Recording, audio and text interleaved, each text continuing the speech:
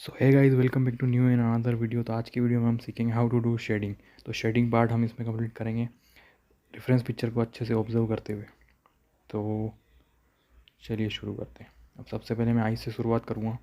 Reference picture को अच्छे से ऑब्जर्व करूँगा कि किस तरीके से कहाँ पे शेडिंग है, कहाँ पे लाइट है, और हाईलाइट हम एंड में देंगे।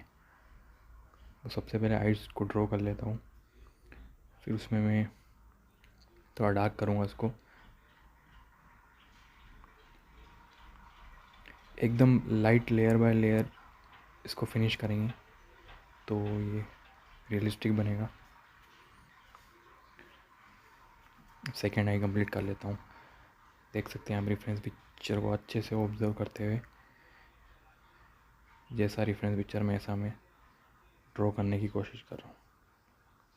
तो इस तरीके से हम इसमें शेडिंग करेंगे, और बाकी आप भी ऑब्जर्व करिए कि किस तरीके से मैं बना रहा हूँ।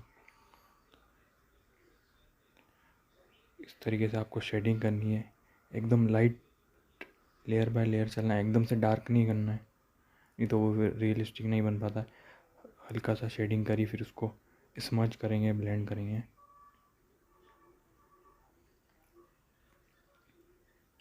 रियलिस्टिक पोर्ट्रेट में कोई भी हार्श लाइन नहीं होती, एकदम तीखी लाइन नहीं होती, सब स्मज करी हुई वैल्यूज होती है।